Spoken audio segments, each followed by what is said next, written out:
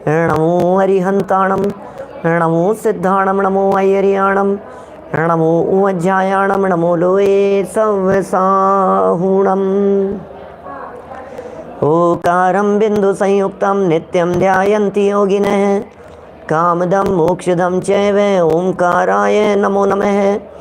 अविरल शब्द घनोग प्रक्षालित सकल भूतल मलकलंका, मुनिभिरुपासित तीर्था सरस्वती हरतु नो दुरितान्। अज्ञान तिमिरान्धानां ज्ञानाञ्जन शलाकया चक्षुरुन्मिलितं येन तस्मै श्री गुरुवे नमः। श्री परम गुरुवे नमः, परम्पराचार्य गुरुवे नमः।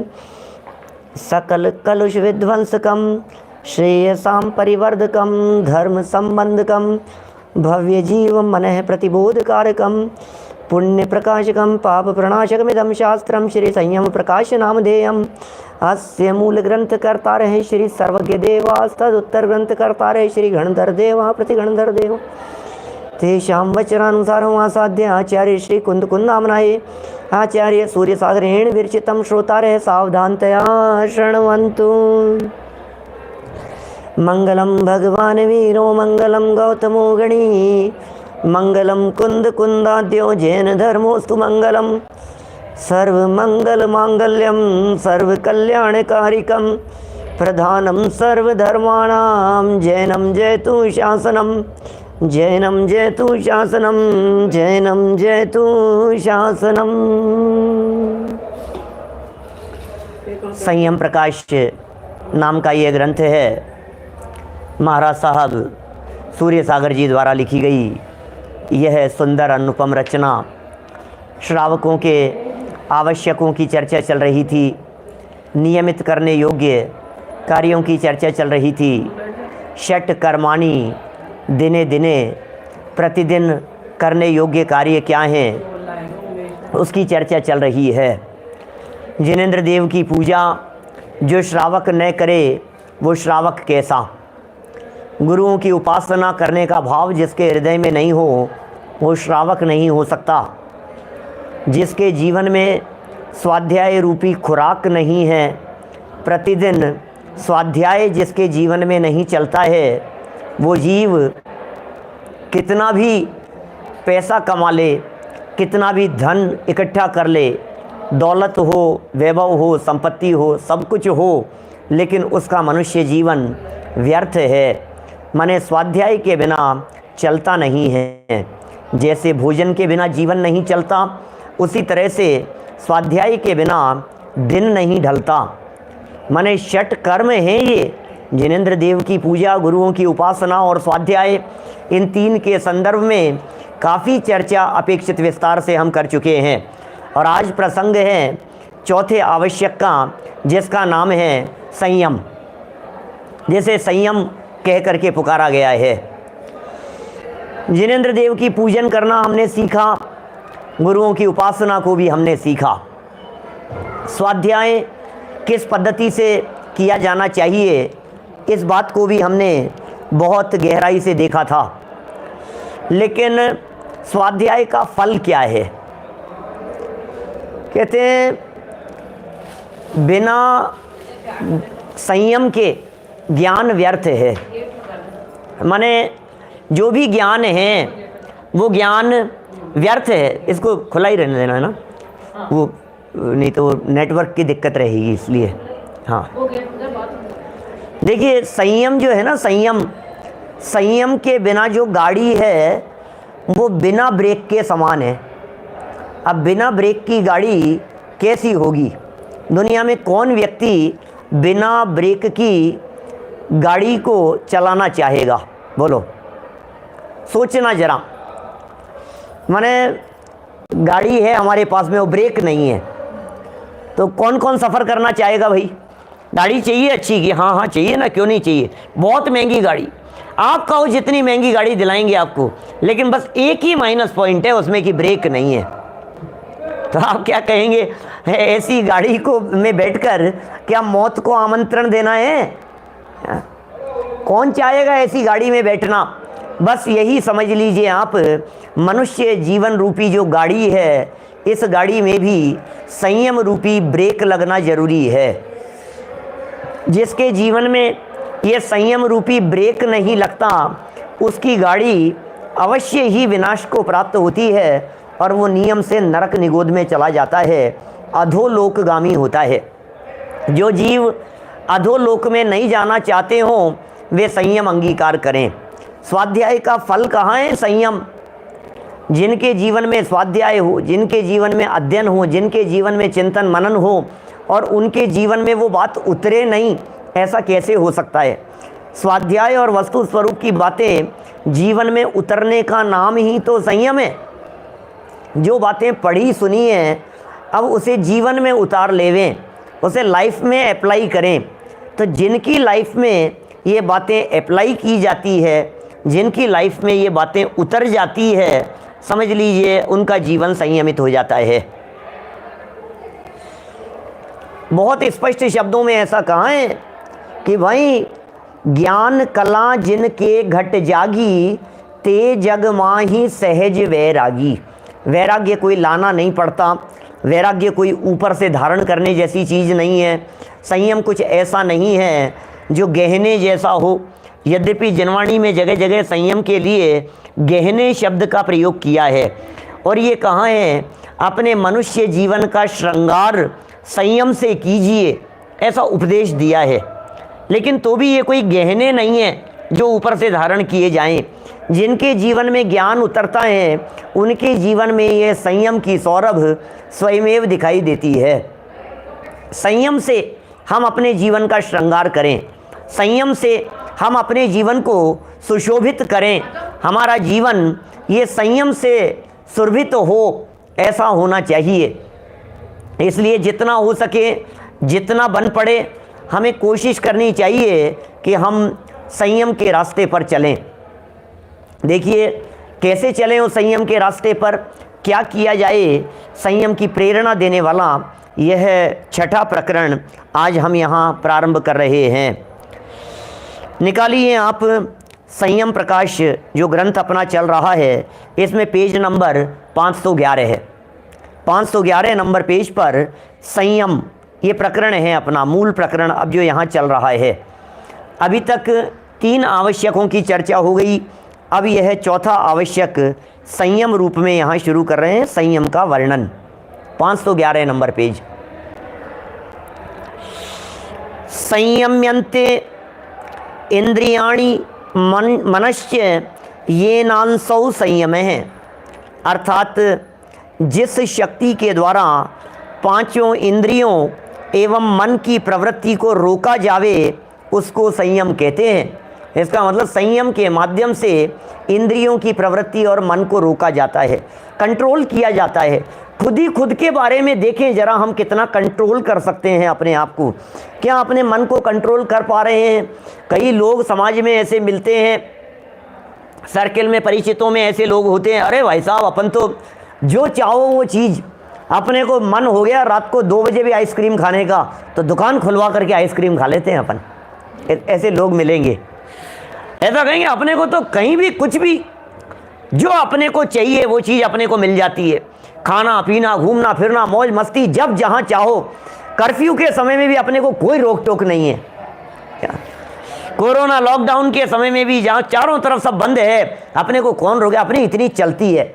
अच्छा भाई साहब, यहाँ आचार्य देव ये कहना चाहते हैं, आप ये कह रहे हो कि अपनी बहुत चलती है, लेकिन सच बात यह है कि आपकी अपने मन के ऊपर नहीं चलती है। क्या आपका मन आपके कंट्रोल में नहीं है, आपकी इच्छाएं आपके कंट्रोल में नहीं है, आप तो दास हैं उनके। आपको लग रहा है मैं 2 बजे खुलवा करके आइसक्रीम की शॉप खुलवा करके मैं आइसक्रीम खा करके आया, देखो आप, इसका मतलब ये है आप रसना इंद्रिय के गुलाम हैं। क्या आप उस इच्छा को रोक नहीं पा रहे हैं। आपको लग रहा है मैं स्वाधीन हूँ, लेकिन आप स्वाधीन नहीं हैं, आप पराधीन हैं। जरा जिनागम का चश्मा लगा करके देखने का प्रयत्न तो कीजिए, आपको पता लगेगा स्वाधीनता किसे कहते हैं।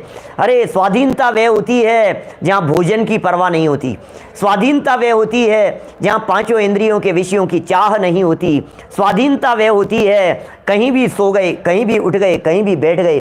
जब नंगे पांव चलते हैं, इतनी स्वाधीनता है जब वे केश लॉन्च करते हैं मुनिराज, इतनी स्वाधीनता है कि बटन बंद करने की भी पराधीनता नहीं है, ऊपर तन पर वस्त्र नहीं है और बाहर में किसी की पराधीनता नहीं है, जिनके ऊपर शासन नहीं है, जिनके ऊपर किसी का राज्य नहीं चलता है, सरकार का शासन जिनके ऊपर नहीं चलता है, संयमित जीवन जीने वाले ऐसे हमारे महामुनिराज सच में धन्य हैं वे।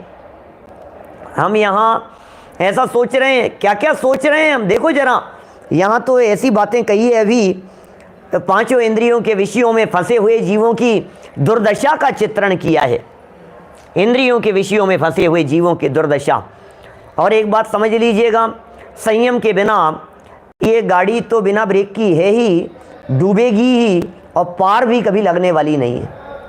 आप ये कहें मेरी जो ड्राइविंग बहुत अच्छी है, भले ही ब्रेक नहीं लगता हो, लेकिन तो भी मैं ऐसे गाड़ी चलाऊंगा कि मंजिल तक पहुंचा दूंगा, बिना ब्रेक लगाए ही पहुंचा दूंगा मैं। ये कह रहे हैं भाई ऐसी गाड़ी मंजिल तक पहुंचने वाली नहीं है, जिस बिना नहीं जिन राज सीझे तू रुलियो जग कीच में। भैया तीर्थंकर बनने वाले जीव गर्भ में आए थे, उसके 6 महीने पहले से रत्नों की बरसात हो रही थी। सारी दुनिया को इस बात का पता था कि ये जीव केवल ज्ञान प्राप्त करेंगे, जगत के जीवों का उद्धार करेंगे। उसके बावजूद भी क्या मजाल, क्या जो संयम के बिना वे निर्वाण की प्राप्ति कर ले। वे संयम के बिना मुक्ति नहीं होती, संयम के बिना निर्वाण नहीं होता, संयम के बिना मोक्ष की प्राप्ति नहीं होती। मुनिव्रत धारण किए बिना काम नहीं चलेगा। लेकिन ध्यान रखिएगा, पहले जिनेंद्र देव की पूजन, फिर गुरुओं की उपासना और फिर स्वाध्याय, इसके बाद में चौथा नंबर आता है संयम का। ये संयम प्रकाश नाम का ग्रंथ जब हमने शुरू किया था ऋषभ देव जयंती से, उनके दीक्षा दिवस से, तब हमने पहले ही प्रवचन में ये बात कही थी कि भाई जिनागम में संयम के गीत तो गाए हैं, लेकिन सम्यक दर्शन के बिना का संयम वो किसी काम का नहीं होता। इसलिए पहले सम्यक्त्व, बाद में संयम, पहले गुणस्थान चौथा, फिर गुणस्थान 5वां। देव लोग इस संयम के लिए तरसते हैं, वो संयम कैसा होता होगा। स्वर्ग नरक पशु गति में ना ही, स्वर्ग में नहीं है, नरक में नहीं है और पशु गति में नहीं है। आलस्य को हरण करा देने वाला ऐसा संयम, आप सोचिए जरा, ऐसा संयम कैसे जीवन में प्रकट हो, और उस संयम को जीवन में प्रकट करने की विधि क्या है, मार्ग क्या है, संयम की प्रेरणा देने के लिए आज ये चर्चा कर रहे हैं। जिसके जीवन में नियमित स्वाध्याय होता है, स्वाध्याय जिसके जीवन में होता है, उसका हृदय वैराग्य से ओतप्रोत हो जाता है। माने स्वाध्याय जिसके जीवन में उतरेगा, तत्वज्ञान जिसके जीवन में उतरेगा, उसे संयम के लिए कहीं दौड़ लगाने की ज़रूरत नहीं है। उसके जीवन में स्वयमेव संसार आसार लगने लगता है। पंचकल्याणक प्रतिष्ठा महोत्सवों के अवसर पर ऐसे भजन आपने जरूर सुने होंगे। संसार लगने लगा अब आसार, निज गायक की सुधि आई। है कितना, निज गायक की सुधि आई। जिसे गायक स्वभाव पसंद आता है उसे फिर विषय कषाय पसंद नहीं आते। जिसे आत्मा पसंद आता है उसे पंचेंद्री के विषय भोग पसंद नहीं आते हैं। संसार लगने लगा अब आसार, निज गायक की सुधि आई। जिसे सुध आएगी, अपने गायक की सुध जिसे आएगी, जिसे चैतन्य की सुध आती है, जिसे चैतन्य की चेतना सुहाती है, उसे फिर विषय नहीं सुहाते हैं। और जिन्हें विषय सुहाते हैं उन्हें चैतन्य नहीं सुहाता है। जिन्हें आत्मा सुहाता है वे परमात्मा बन जाते हैं। जिन्हें आत्मा नहीं सुहाता है उनके लिए नरक निगोद के द्वार खुले रहते हैं। अरे अल्पकाल के लिए स्वर्गों में भी चला जाएगा तो घूम फिर करके तो दोबारा वहीं जाना है, नरक निगोद में। हेडक्वार्टर तो वही है, बैठा तो वहीं रहेगा, अनंत काल तो निगोद में ही बिताया है। ये सब वही सारा प्रकरण यहाँ देना चाहते हैं और वही सारी बातें बतलाना चाहते हैं। कल तक जो संयम का प्रकरण चला था, आज स्वाध्याय का प्रकरण चला था, उसी स्वाध्याय के प्रकरण को आज यहाँ आगे बढ़ा रहे हैं। देखिए पांचों इंद्रियां एवं मन की प्रवृत्ति को रोका जावे, जिसके माध्यम से रोका जावे, जिस शक्ति के दम पर रोका जावे, उसे संयम कहते हैं। मनुष्य जीवन की बहुत बड़ी उपलब्धि है भाई साहब, संयम। ये मनुष्य जीवन की बहुत बड़ी उपलब्धि है। मैं उस संयम की बात नहीं कर रहा हूं जिस संयम के बारे में सुनते ही लोगों को ऐसे लगने लगता है कि अच्छा ये संयम, अच्छा आप दीक्षा की बात कर रहे हो, अच्छा आप ये बात कर रहे हो, अच्छा आप व्रताधिक अंगीकार की बात कर रहे हो। अरे उपयोग के सिमटने का नाम संयम है। उपयोग जो बाहर की तरफ दौड़ता है, वो बाहर की तरफ दौड़ता हुआ उपयोग, पांचों इंद्रियों और उनके विषयों की तरफ दौड़ता हुआ उपयोग जब वहां से सिमट कर अपने स्वभाव की तरफ आता है तो उपयोग के सिमटने को संयम कहते हैं। सिमटने का नाम संयम है। इंद्रियों के माध्यम से उपयोग दौड़ता है, इंद्रियों के माध्यम से इधर उधर दौड़ता रहता है। अब वो दौड़ती हुई विषयों की प्रवृत्ति कैसे सिमट करके आए, हम कैसे स्पर्शन इंद्रिय के विषयों से समेट करके अपने ज्ञायक भगवान आत्मा की तरफ आवे, कैसे रसना इंद्रिय के विषयों से सिमट करके अंदर आवे। देखिए, जो चैतन्य स्वभाव का स्पर्श करता है उसे स्पर्शन इंद्रिय के रस नहीं सुहाते। जिसे अंदर त्रिकाली चैतन्य आत्म तत्व का रस आता है उसे बाहर के रस नहीं सुहाते। जो चैतन्य की सुगंध लेता है, जिसे ज्ञायक की सुगंध आती है, उसे बाह्य की सुगंध, पुष्पों की सुगंध आकर्षित करने में समर्थ नहीं होती। जो अपने अंदर में बैठे हुए भगवान आत्मा को देखता है फिर उसे दुनिया में देखने लायक कुछ दिखाई नहीं देता। किसको देखें, क्या है दुनिया में देखने लायक, इस दुनिया में है क्या कुछ देखने लायक। जिसे देखते सहज दिखता सबसे सुंदर आत्म स्वरूप। अरे जिनेंद्र देव की प्रतिमाओं को भी यदि आराधक देखता है तो प्रतिमाओं को देख करके भी अपना स्वभाव दिखाई देने लगता है। देखने लायक तो वो है, कर्णेंद्रिय के भोग भोगने लायक नहीं है, बाहर में संगीत सुनने लायक नहीं है। एक बार अंदर की पुकार सुन लो, एक बार अंतरात्मा की आवाज सुन लो कि ये काम करने योग्य है या नहीं है, जीवन स्वयं संयमित हो जाता है। दृष्टि स्वभाव सन्मुख होने पर संयम अंगीकार करना नहीं पड़ता है, संयम पालना नहीं पड़ता है, संयम तो सहज पलता है। संयम का वजन नहीं होता माथे पर, सहज होता है। लेकिन एक बार जगत की असारता दिखने लगे, जिसे जगत की असारता दिखती है उसे अंदर सारभूत तत्व दिखाई देता है। यहाँ पांचों इंद्रियों में फंसे हुए जीवों की दुर्दशा का चित्रण किया है। हो सकता है बहुत सारे साधर्मियों ने सुनी होगी इन सब चर्चाओं को, लेकिन प्रसंग प्राप्त है और सामने लिखी है ना, ग्रंथानुसार मैं यहाँ से पढ़ता हूँ। पहले तो छंद दिया बड़ा प्रसिद्ध, काय छहु प्रतिपाल पंचेंद्रिय मन वश करो, संयम रतन संभाल विषय चोर बहु फिरत है। काय छहों काय प्रतिपाल, इनकी पालना करो। क्या लिखा है? काय छहों प्रतिपाल। 6 काय, कौन कौन सी 6 काय? पृथ्वी काय, जल काय, अग्नि काय, वायु काय, वनस्पति काय और त्रस काय। 6 काय के जीवों की रक्षा करो, ये प्राणी संयम कहलाता है।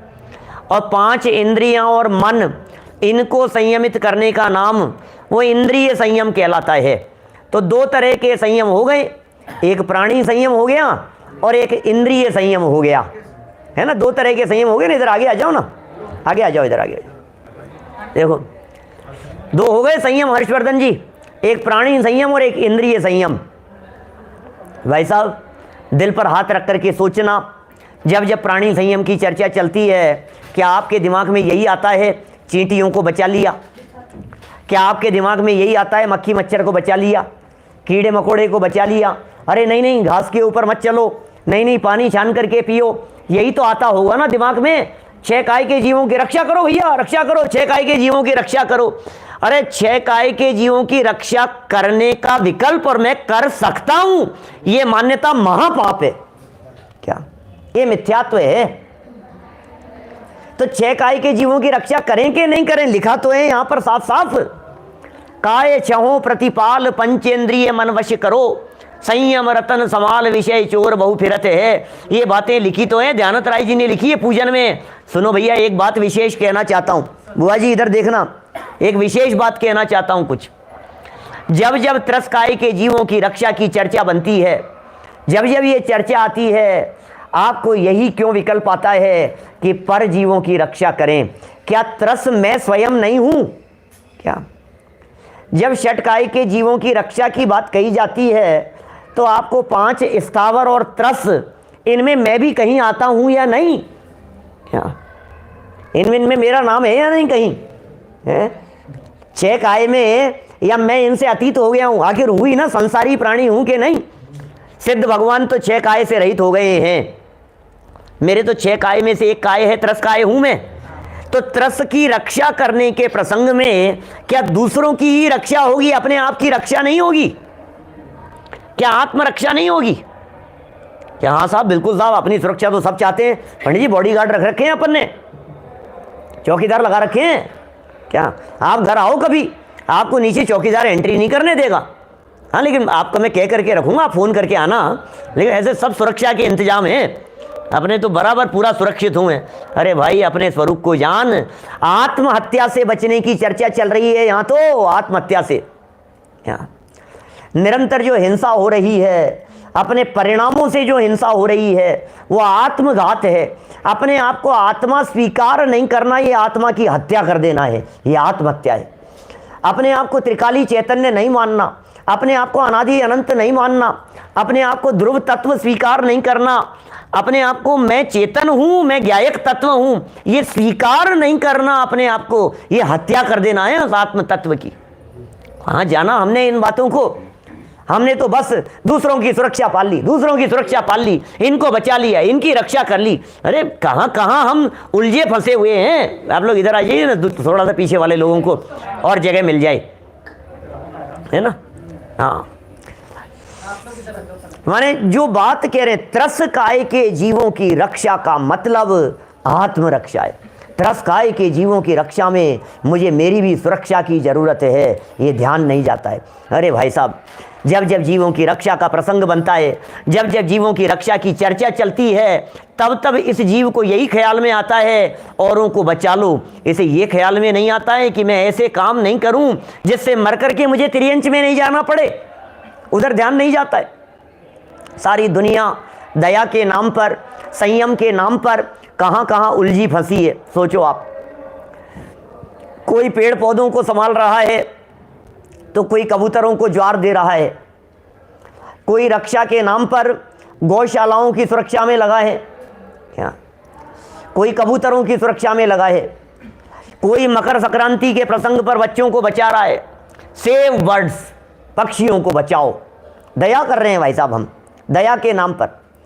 मैं नहीं कहता, उसका निषेध नहीं करता हूं मैं, जो कुछ भी हो रहा है सो ठीक है, लेकिन इतना मात्र होने का नाम कुछ संयम हो गया है या कुछ दया हो गया है, इस धोखे में मत रहना। ये जैन शासन है, ये पोपाबाई का राज नहीं है।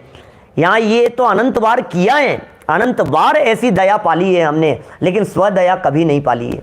अपने स्वस्वरूप को कभी नहीं देखा है। ये स्वदया की बात कर रहे हैं। कहा ये छहो प्रतिपाल, आत्मरक्षा की बात है।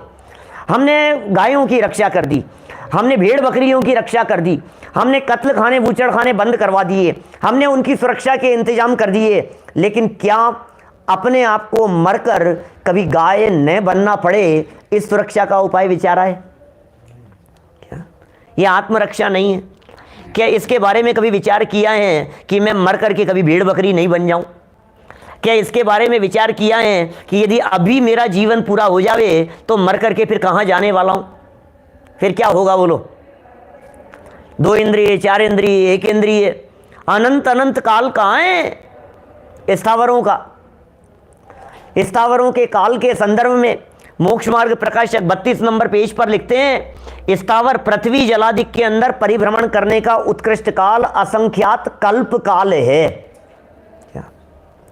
पृथ्वी जल अग्नि वायु और प्रत्येक वनस्पति, इनमें परिभ्रमण करने का उत्कृष्ट काल असंख्यात कल्प काल है। और कल्प काल कितना बड़ा होता है, 20 कूड़ा कूड़ी सागर का कल्पकाल होता है। अभी मैं सागर नहीं बतलाना चाहता, सागर के बारे में तो इतना ही समझ लो, जब आप एक किनारे पर खड़े होकर के देखते हैं तो जिसका अंत नहीं दिखता उसे सागर कहते हैं।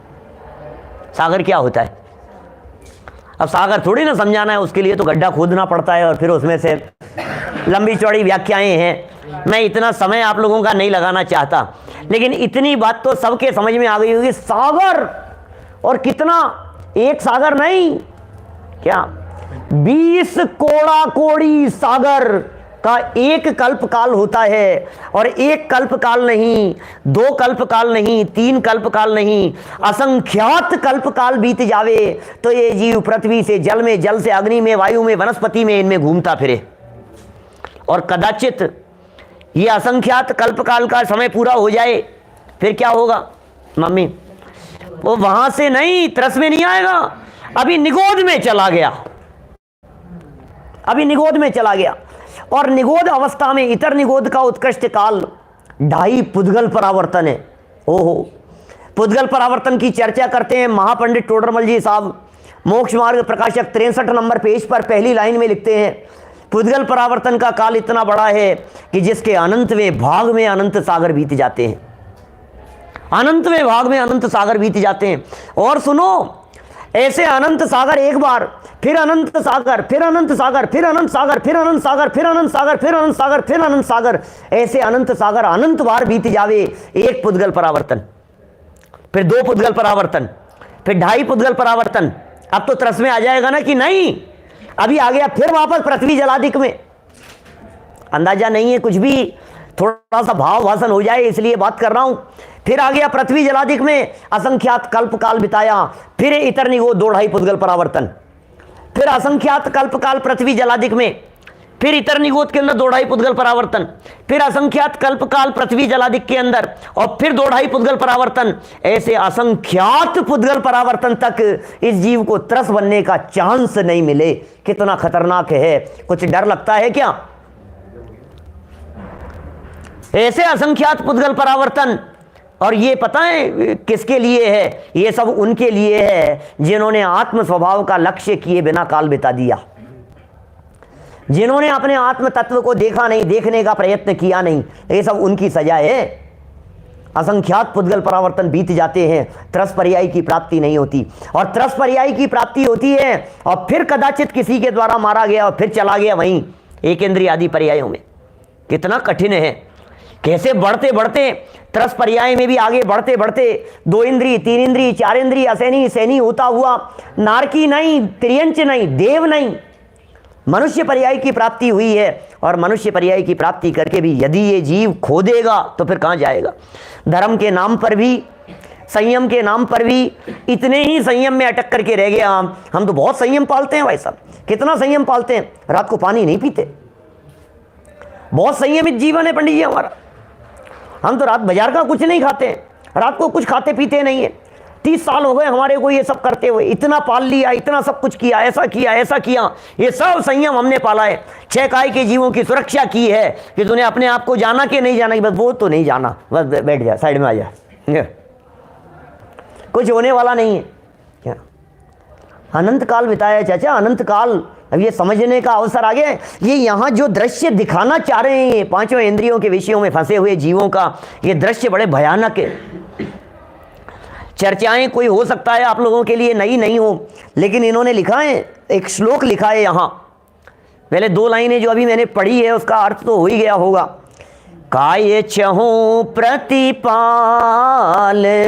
पंचेंद्रिय मन वश करो, संयम रतन संभाल, विषय चोर बहु फिरत है। चोरी हो गई क्या बुआ जी, केकड़ी वाले? क्या चोरी हो गई? क्या बात कर रहे हो? कि मालूम करो केकड़ी में क्या क्या बुआ जी, जयपुर वालों से बात कर रहा हूँ। क्या क्या साहब, अभी पता लगे बोलो कि चोरी हो गई आपके यहाँ। बदरवास तो छोड़ दिया ना आपने, अब तो इंदौर ही है। आपके अशोकनगर में चोरी हो गई भाई साहब, बोलो तो एकदम कैसे लगता, चोरी हो गई, एकदम एकदम मैं बात करता हूँ, एक बार बच्चे से बात करता हूँ, क्या हुआ, क्या चला गया, कितना चला गया, तुरंत कितना आकुलित व्याकुलित होता है। शादी विवाह का प्रसंग यहाँ है, और शादी विवाह के इस प्रसंग में किसी के सेट चले जाए, जेवर चले जाए, पता नहीं सारा सामान रखा हुआ था, सब चला गया, कितनी आकुलता व्याकुलता होती है। ये कह रहे हैं हर क्षण चोरी हो रही है, उसका ठिकाना नहीं है। ये रत्न चोरी हो रहे हैं, श्रद्धा लुट रही है, ज्ञान लुट रहा है, संयम खत्म हो रहा है। ये सम्यक दर्शन ज्ञान चारित्र्य ये रत्न है, इन रत्नों को संभालो। ये विषय रूपी चोर चारों तरफ फिर रहे हैं लूटने के लिए, लुटेरे हैं चारों तरफ। इन लुटेरों को नहीं देखेंगे तो लुटते चले जाएंगे। संयम रत्न संभाल, विषय चोर बहु फिरत हैं। और फिर नीचे एक संस्कृत का श्लोक प्रस्तुत कर दिया है, कुरंग मातंग पतंग भृंग मीना हता पंच भिरेव पंच, एक है प्रमादी सकथम न हन्यते यसेवते पंच भिरेव पंच। पांचों इंद्रियों के विषयों में फंसे हुए जीवों का उल्लेख किया। कुरंग हिरण, कुरंग कहते हैं हिरण को, मातंग कहते हैं हाथी को, पतंग कीट पतंगा भंवरा, और मछली, ये क्रम से केवल कर्ण, स्पर्शन, नेत्र, नासिका और जिह्वा इंद्रिय के वशीभूत होकर प्राण को दे बैठते हैं। क्या क्या कह दिया है। कोई जीव ऐसे मिलेंगे आपको जो स्पर्शन इंद्रिय के वशीभूत होकर के फंस गए, कोई ऐसे मिलेंगे जो रसना इंद्रिय के वशीभूत होकर के प्राण गंवा रहे हैं, कोई ऐसे मिलेंगे जो घ्राण इंद्रिय के वशीभूत होकर के, कोई कर्ण इंद्रिय के वशीभूत होकर के, कोई चक्षु इंद्रिय के वशीभूत होकर के अपने प्राणों को गंवाते हुए देखे जा रहे हैं। जरा देखो तो सही, एक एक जीव का यहाँ चित्रण किया है। आपको मालूम है हाथी कितना बलवान है, हाथी को कैसे पकड़ते हैं। महावत उस बलवान बलशाली हाथी को अपने नीचे बैठाकर उसके ऊपर सवारी करता है, चाहे जहाँ उस हाथी को नचाता है, खेल खिलाता है। ये इतना विशाल हाथी उसके कंट्रोल में कैसे आ गया, एक व्यक्ति के कंट्रोल में, एक साधारण से व्यक्ति के कंट्रोल में। उसने कहा बैठो तो बैठ जाए, उठो तो उठ जाए, चलो तो चलने लगे, और हाथ में रखता है वो अंकुश और उसे अपने कंट्रोल में रखता है। ये इतना विशाल हाथी उस व्यक्ति के हाथ में ऐसे कैसे कंट्रोल में आ गया। हाथी को पकड़ने वाले लोग जंगल में जहाँ हाथी पकड़े जाते हैं, अफ्रीका वगैरह में बहुत होते हैं, वहाँ पकड़ते हैं लोग, हाथियों को पकड़ते हैं, मार भी देते हैं, हाथी दांत के लिए मार देते हैं। इधर नैरोबी साइड में इधर तो बहुत है, हम नैरोबी गए तो वहाँ इतने इतने से, मतलब मैं कुर्सी पे बैठा हूँ ना, तो समझ लीजिए आप मेरी बैठी, आप जैसे बैठे हो ना नीचे ज़मीन पर, तो इतनी बैठी हाइट के हाथी, छोटे छोटे से बच्चे, महीने भर पहले जिनका जन्म हुआ है, 2-2 महीने पहले जिनका जन्म हुआ है, ऐसे बच्चे वहाँ, वो गवर्नमेंट उनको संरक्षण देती है, रोक लगाने का प्रयत्न करती है, लेकिन मार देते हैं उनको, पकड़ लेते हैं उनको, पकड़ करके ले जाते हैं उनको, हाथियों को पकड़ करके। कैसे पकड़ लिया, कैसे पकड़ लेते हैं, माने एक बहुत बड़ा गड्ढा खोदते हैं और गड्ढा खोद करके उसके ऊपर कृत्रिम घास लगाते हैं। एक तरफ एक हथनी को ट्रेंड करके वहाँ सामने की तरफ खड़ा रखते हैं, और वो हथनी वो आकर्षक एक्टिंग एक्शन करके हाथी को आकर्षित करती है, बुलाती है, और दौड़ता हुआ आता हुआ हाथी बीच में पड़े हुए उस गड्ढे में गिर जाता है। हाथी गड्ढे में गिर गया, निकल नहीं सकता है।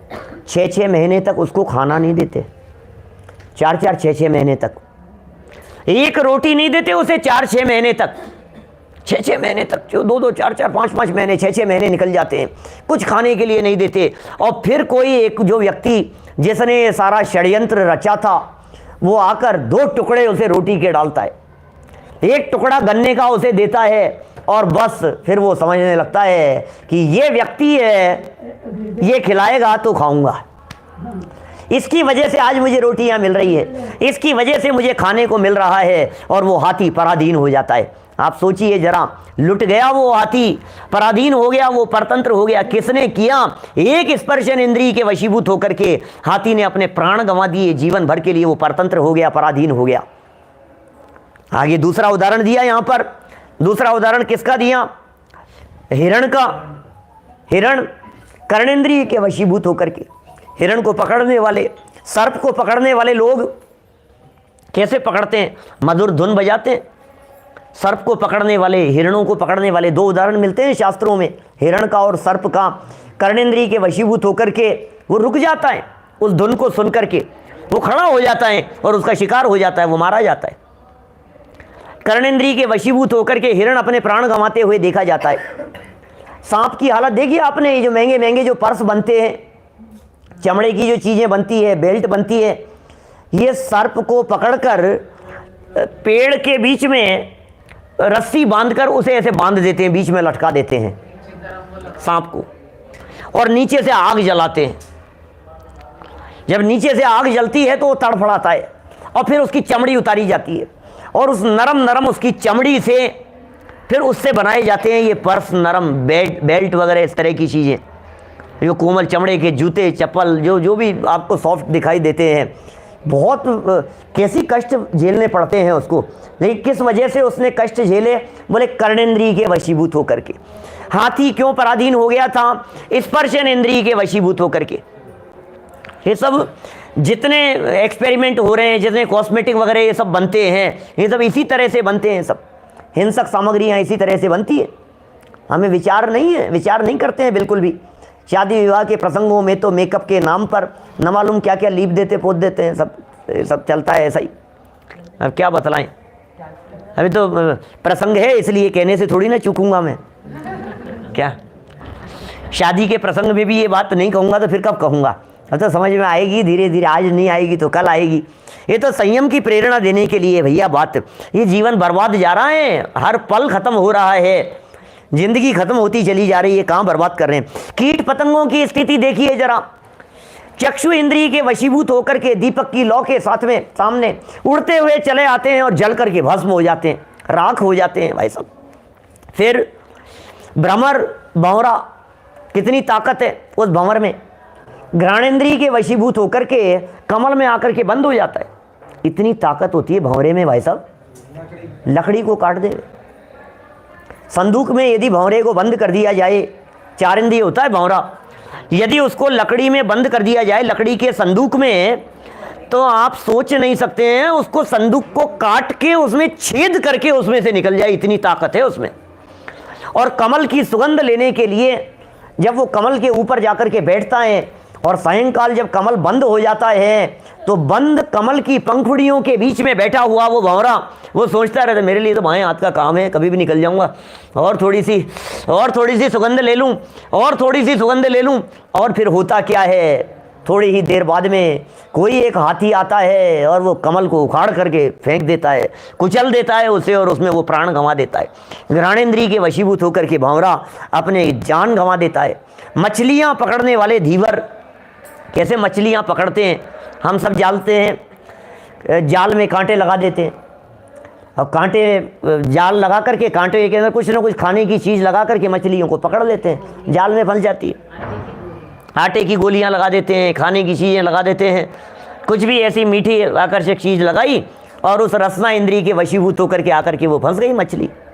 फिर क्या हुआ, मछली जाल में फंस गई, लोग घास बनाते हैं, प्राण गंवा बैठती है। ये 5 इंद्रियों के संदर्भ में आचार्यों ने उदाहरण दिए हैं। स्पर्शन इंद्रिय के वशीभूत होकर के हाथी ने प्राण गंवा दिए, रसना इंद्रिय के वशीभूत होकर के मछली ने अपने प्राण गंवा दिए, घ्राणेंद्रिय के वशीभूत होकर के भंवरे ने अपने प्राण गंवा दिए, चक्षु इंद्रिय के वशीभूत होकर के पतंगा उसने अपने प्राण गंवा दिए, कर्णेंद्रिय के वशीभूत होकर के हिरण और सर्प जैसे जीवों ने प्राण गंवा दिए।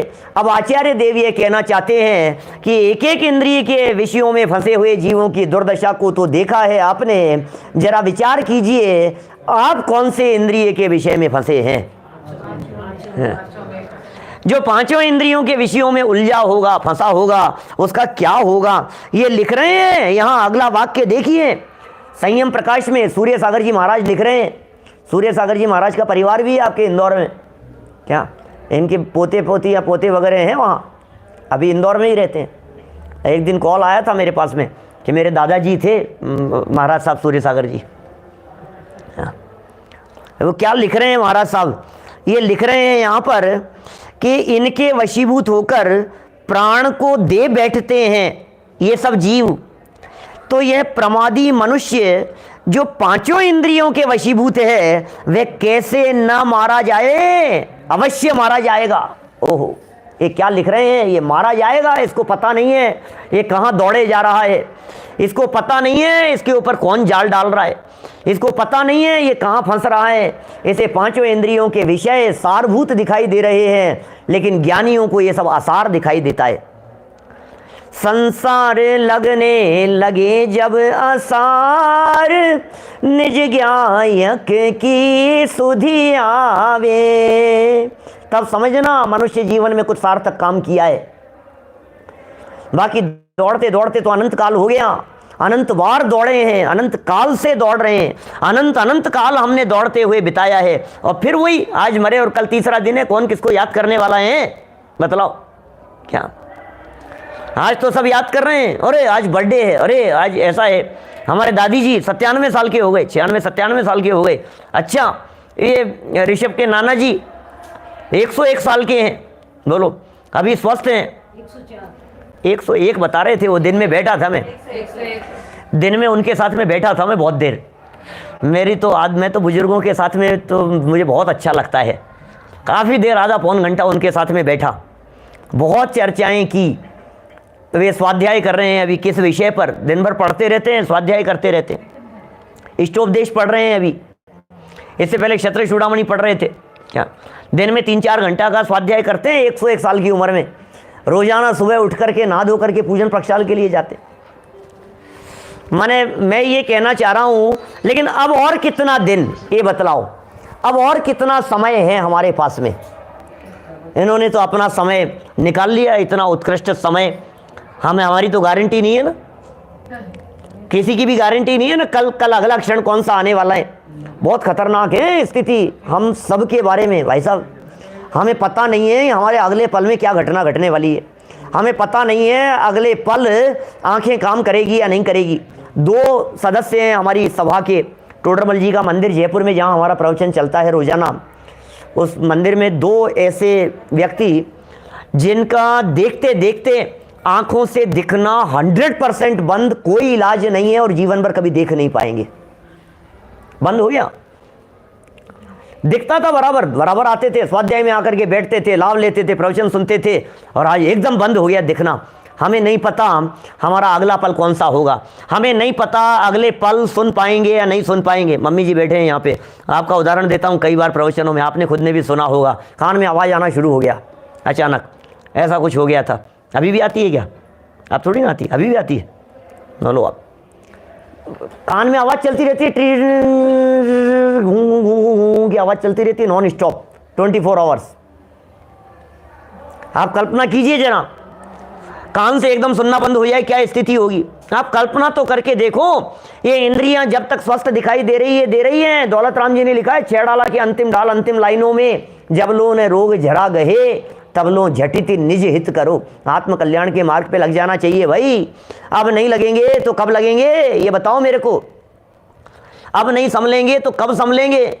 हम सब लोगों ने कोरोना के वो दृश्य देखे हैं, जो दृश्य आज के 10 साल पहले 5 साल पहले जो लोग स्वर्ग चले गए उन्होंने नहीं देखे, उनको देखना नसीब नहीं हुआ था। वो तो ऐसे ही चले गए। लेकिन हमने ये सब दृश्य देखे हैं ना अस्पतालों में। कभी ऐसे लोगों से मिलो आप, हो सकता है आप लोगों में से कोई डॉक्टर हो, मुझे नहीं पता। हमारे यहाँ तो बहुत सारे मोबाइल में तो बहुत सारे डॉक्टर्स बैठे हुए हैं, ये बतलाते हैं। जब कई डॉक्टर से मिलते हैं कि पंडित जी बता नहीं सकते अस्पताल की हालत, मरीजों की क्या हालत थी।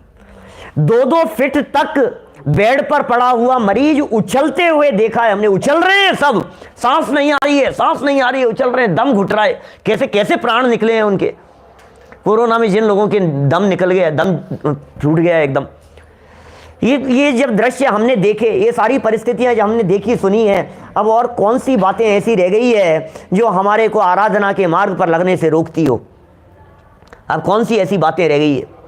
सबको देखा, सबको जाना, अपने आप को जान नहीं पा रहा है, अपने आप को समझ नहीं पा रहा है, अपने आप का परिचय प्राप्त नहीं कर पा रहा है। ये संयम के बिना मनुष्य जीवन खत्म है। ये मनुष्य जीवन पूरा हो गया है संयम के बिना, आज पूरा हो जाएगा, मर करके एक इंद्रिय चले जाएगा। देवगति के जीव तरसते हैं संयम की प्राप्ति के लिए।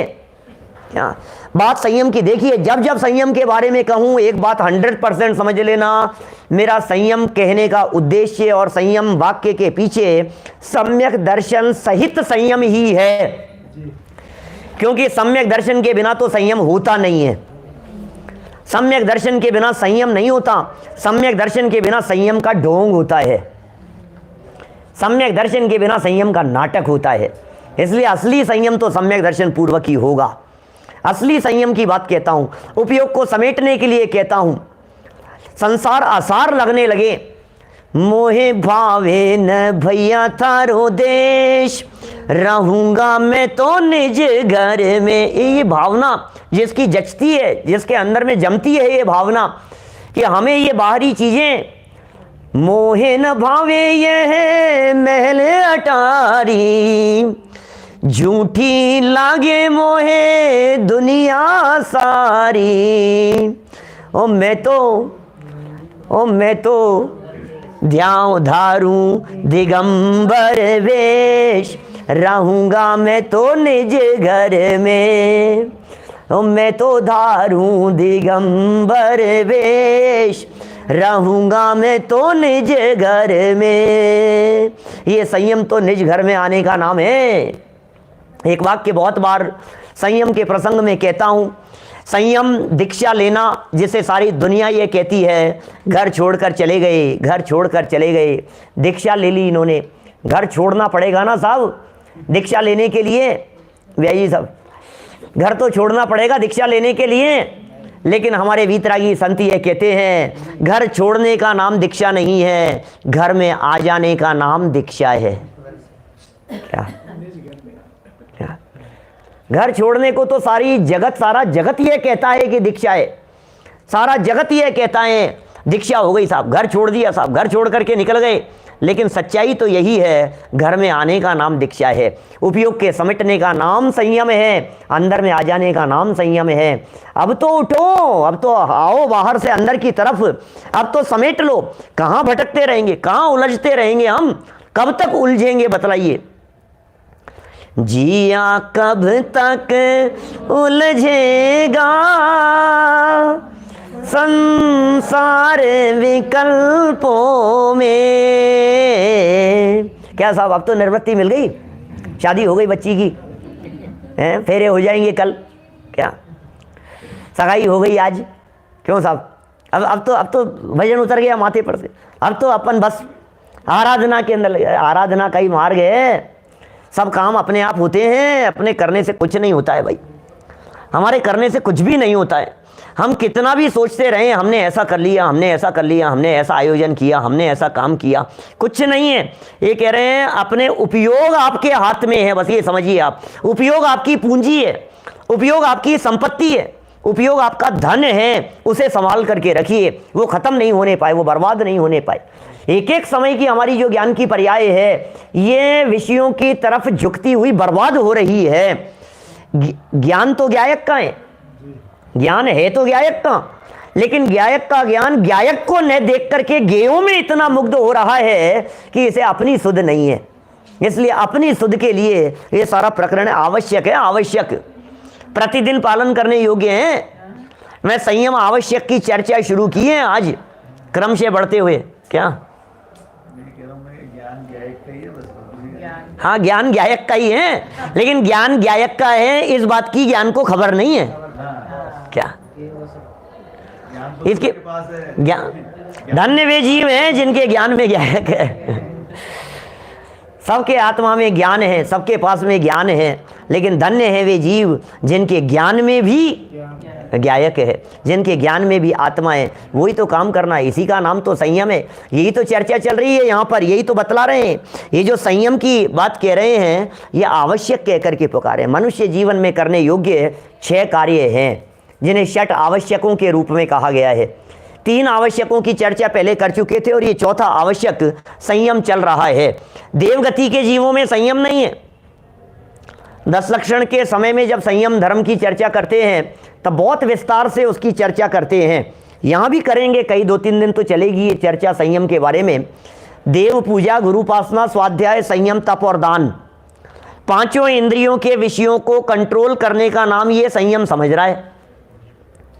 अब बतलाइए, देवगति के जीवों में तो ये सब कंट्रोल में है, तो फिर संयम नहीं है। लेकिन वहां 5 इंद्रियों के विषयों पर कंट्रोल, खाने पीने पर कंट्रोल है, भोगने पर कंट्रोल है, विषय सेवन तो ऊपर ऊपर के स्वर्गों में चले जाओ तो उनकी लाइफ में है ही नहीं, लेकिन फिर भी वे असंयमी है नियम से। इसका मतलब इनका नाम संयम नहीं है। संयम तो 2 कषाय चौकड़ी के अभाव जन्य, मिनिमम 2 कषाय चौकड़ी के अभाव जन्य अंदर में जो वीतराग परिणति होती है, उस वीतराग परिणति पूर्वक बाहर की प्रवृत्तियों सहित जो जीवन होता है वो सब संयम कहलाता है।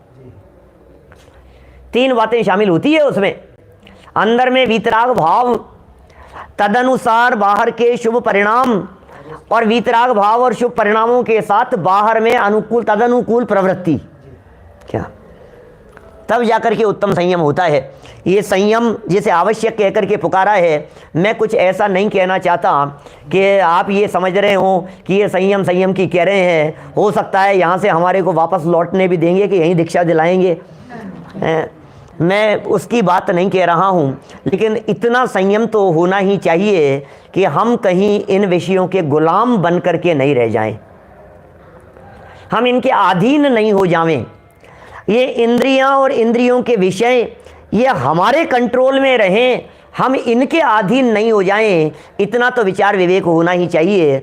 जिसके जीवन में स्वाध्याय की धारा बहती है उसके जीवन में सहज संयम बढ़ने लगता है, संयम पनपने लगता है। इसलिए संयम के लिए स्वाध्याय कीजिए, स्वाध्याय की प्रेरणा दे चुका हूँ। इसलिए जिनके जीवन में अब नियमित स्वाध्याय चलता है उन्हें उस स्वाध्याय की बातों को अपने जीवन में उत्तम रीति से उतारने का प्रयत्न करना चाहिए। ये प्रकरण यहाँ कहा है।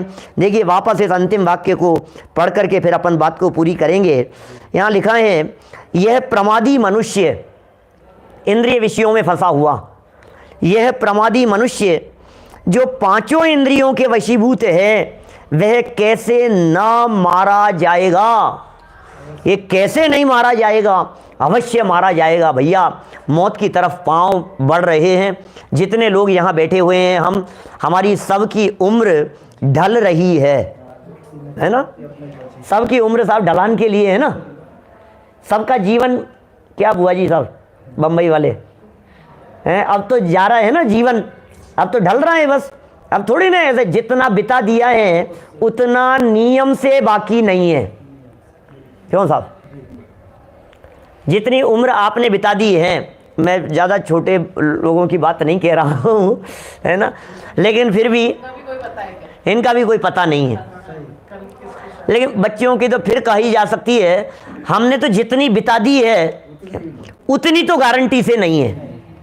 पक्का है ना, ये तो उतनी नहीं है। अब एक बात पूछ लूँ मैं, क्या पिछली ज़िंदगी के बारे में क्या कभी आपके मुंह से निकला है, कैसे पता ही नहीं लगा कैसे इतने बड़े हो गए? लगता है कभी ऐसा? फील करते हो साहब कभी ऐसा? कितने मैं 45 साल का हो गया, बोलो आप 70 के हो गए, 60 के हो गए, पता नहीं। और देखते कल किसी बात लगती है, बच्ची बड़ी हो गई, शादी कर दी, कल किसी बात लगती है, अभी तो ऐसा लग रहा था, अभी तो हुई है। कैसा लगता है ना अपने को। भाई साहब सुनो, जिस तरह से इतनी जिंदगी पलक झपकते जैसे निकल गई, ऐसे ही आगे बची हुई भी निकल जाएगी। इसलिए समझ जाओ, बची हुई जिंदगी को कम से कम आराधना में लगा दो। जितना समय बचा है वो आराधना के लिए है, जितना समय बचा है वो अपने आप के लिए है। काम सारे होते रहेंगे, घर गृहस्थी के सारे काम, बच्चे बड़े भी होंगे, पोते पोतियां भी होंगे, उनके भी शादियां होंगी, शादी ब्याह भी होंगे, सब जगह बैठना भी होगा, जाना आना भी होगा, सब काम करने भी होंगे। लेकिन फिर भी ये संयमी व्यक्ति अपने उपयुक्त रूपी पूंजी को संभाल करके रखता है। हम सब इस तरह से संभलते रहें और संभल करके अपने शेष जीवन को व्यतीत करें, इसी भावना से बात को यहीं विराम देता हूँ। जनवाणी स्तुति। जावाणी के ज्ञान ते सुझे लोकालोक, सोवाणी मस्तक नमू सदा देत हूँ ढोक, सदा देत हूँ ढोक। 9 बार नमोकार मंत्र।